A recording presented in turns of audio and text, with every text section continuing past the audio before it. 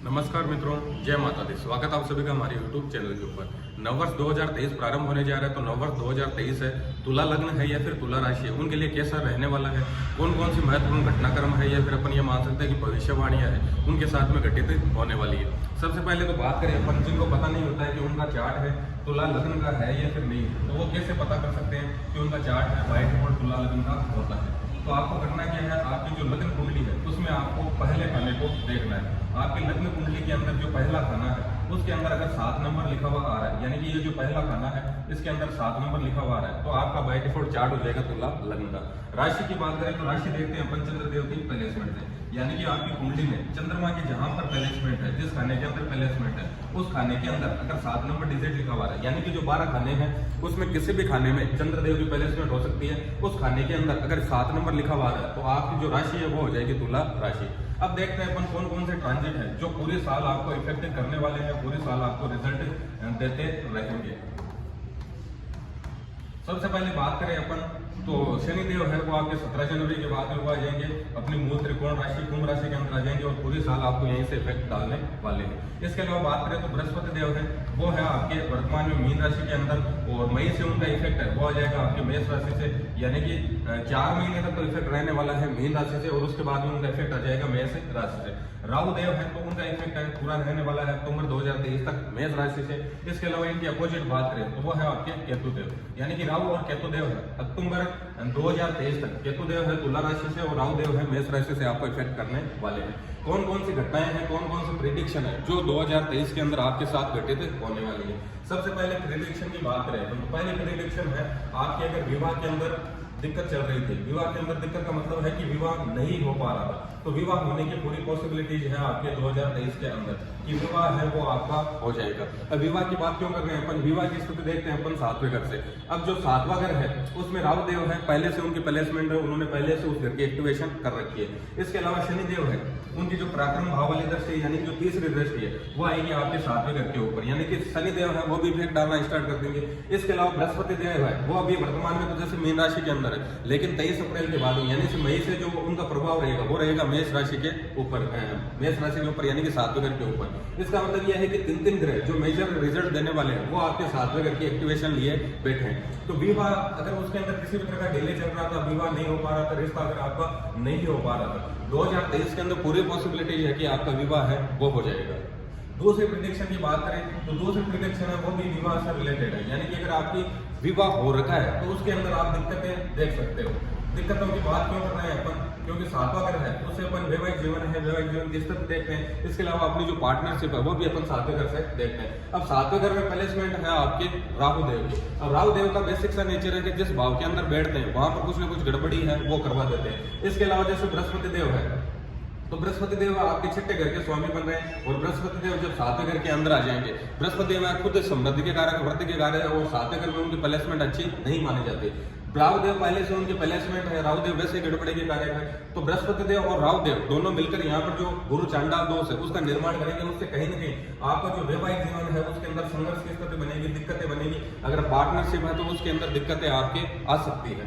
इसके अलावा अपन तीसरी प्रेडिक्शन की बात करें तो तीसरी प्रेडिक्शन है आपकी फाइनेंस स्थिति से रिलेटेड, यानी कि फाइनेंस स्थिति है उसके अंदर बहुत अच्छी ग्रोथ होने वाली है, बहुत अच्छा सुधार आप देखने वाले हैं। इसकी बात क्यों कर रहे हैं अपन, फाइनेंस स्थिति अपन देखते हैं दूसरे घर से और 11वें घर से। 11वें घर से अपन लाभ की स्थिति देखते हैं और जो दूसरा घर है उससे अपन अपने सेविंग्स है वो सारी देखते हैं। शनि देव है उनकी जो 7वीं दृष्टि है वो आ रही है आपके लाभ भाव के ऊपर, और शनि देव की अगर स्थिति देखें तो स्वयं की मूल त्रिकोण राशि के अंदर है। शनि देव आपके केंद्र भाव के स्वामी है और आपके त्रिकोण भाव के स्वामी है, यानी कि सबसे योगकारक ग्रह आपके शनिदेव बन रहे हैं। तो शनिदेव आपको अच्छे रिजल्ट देने वाले हैं। तो शनिदेव है उनकी 7वीं दृष्टि आपके लाभ भाव पे आएगी और जो 10वीं दृष्टि वो आएगी आपके धन भाव के ऊपर। तो शनिदेव है पूरी की पूरी आपकी फाइनेंस स्थिति है उसमें ग्रोथ लाने वाली फाइनेंस स्थिति है बहुत अच्छी होने वाली है। तो अपन ओवरऑल मान सकते हैं कि फाइनेंस स्थिति है 2023 के अंदर वो आपकी बहुत अच्छी रहने वाली है। इसके अलावा और बात करें अपन चौथी प्रेडिक्शन की तो चौथी प्रेडिक्शन है कि आपकी जितनी भी डिजायर है, आपकी जितनी भी इच्छाएं हैं वो सारी की सारी फुलफिल होने वाली है, यानी कि आपकी जितनी महत्वाकांक्षाएं हैं या फिर अपन मान सकते हैं कि जो भी इच्छाएं हैं वो सारी की सारी फुलफिल होने वाली है 2023 के अंदर। क्योंकि 11वां घर है उससे अपन अपनी जो महत्वाकांक्षाएं हैं, डिजायर है, इच्छाएं हैं, वो अपन 11वें घर से कनेक्ट करते हैं। 11वें घर पे जो शनिदेव की 7वीं दृष्टि आ रही है, ये आपकी सारी महत्वाकांक्षाएं, इच्छाएं, डिजायर्स है, ये सारी की सारी पूरी करने वाली है। इसका मतलब ये है कि आपकी जितनी भी महत्वाकांक्षाएं हैं, आपकी जो भी डिजायर्स है, वो सारी की सारी 2023 के अंदर फुलफिल हो जाएगी।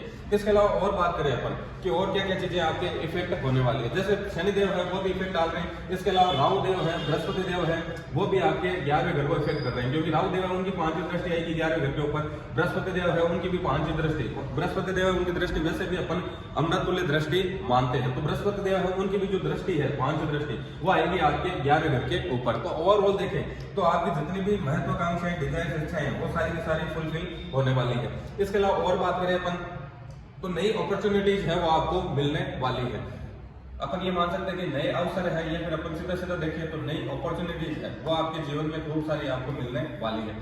नई अपॉर्चुनिटीज है वो क्यों मिलने वाली है, क्योंकि बृहस्पति देव है उनकी जो 9वीं दृष्टि है वो आएगी आपके 3रे घर के ऊपर। और अपन ये सब मान सकते हैं कि जो 3रे घर में राशि है वो भी किसकी है, बृहस्पति देव की है। तो 3रे घर के अपने को अच्छे परिणाम मिलने हैं, और 3रे घर से किसी भी तरह की नेटवर्किंग है, मार्केटिंग है, वो सारी चीजें देखते हैं, या फिर किसी भी तरह की प्रेजेंटेशन है, डॉक्यूमेंट से जुड़ा काम है, टूर ट्रेवलिंग से काम है, कमीशनिंग का काम है, वो अपन 3रे घर से देखते हैं। किसी भी तरह की नई अपॉर्चुनिटी है, नई तरह की कनेक्टिविटी है, वो अपन 3रे घर से इन्वॉल्व करते हैं, देखते हैं। तो नए अवसर है आपको खूब सारे मिलने वाले हैं। जैसे बृहस्पति देव है उससे भी कनेक्ट कर सकते हैं। बृहस्पति देव आपके अप्रैल तक यहाँ पे रहेंगे, और जो 5वीं दृष्टि वो कर्म भाव के ऊपर आने वाली है। शनिदेव स्वयं कर्म के कारक है, स्वयं कर्म के अंदर जो सक्सेस देने की पोजीशन में अभी वर्तमान के अंदर है। और बृहस्पति देव है उनकी जो 5वीं अमृतुल्य दृष्टि है वो भी क्रम भाव के ऊपर आ रही है। तो अपन ओवरऑल देखें तो नए अवसर आपको मिलने वाले हैं, नई अपॉर्चुनिटीज है आपके जीवन के अंदर आने वाली है, और आपकी जितनी भी महत्वाकांक्षाएं, डिजायर्स है, वो सारी फुलफिल होने वाली है। ओवरऑल कैसे भी देख लें तो 2023 है आपके लिए गोल्डन ईयर रहने वाला है। किस क्राइटेरिया के अंदर दिक्कत हो सकती है, क्या अपन रेमेडीज कर सकते हैं, उनकी बात करते हैं। अगर आपकी दिक्कत हो सकती है तो वो 7वें घर के अंदर हो सकती है। कैसे हो सकती है कि राहु देव की उनकी प्लेसमेंट है, तो वो कहीं ना कहीं वैवाहिक जीवन है उसके अंदर गड़बड़ी कर सकते हैं, या फिर आपके पार्टनर का स्वास्थ्य है वो कहीं गड़बड़ हो सकता है। या फिर देखें तो शनिदेव है, जैसे शनिदेव कर्म के कारक है, और जिस भाव के अंदर बैठ जाते हैं उस भाव से जुड़े हुए जितने भी कारक तत्व है, उस भाव से जुड़े जितने भी जिम्मेदारियां, उनका निर्वहन अगर ईमानदारी से अपन नहीं करते हैं तो शनिदेव अपने को नेगेटिव रिजल्ट देना स्टार्ट कर देते हैं। तो क्या क्या सावधानियां रखनी है, क्या क्या चीजें अपने को ध्यान में रखनी है। सबसे पहले तो संतान से जुड़ी जितनी भी जिम्मेदारियां, उनका निर्वहन अपने को ईमानदारी से करना है। अगर किसी भी तरह का प्रेम संबंध है तो उसमें किसी भी तरह की चीटिंग अपने को नहीं करनी है।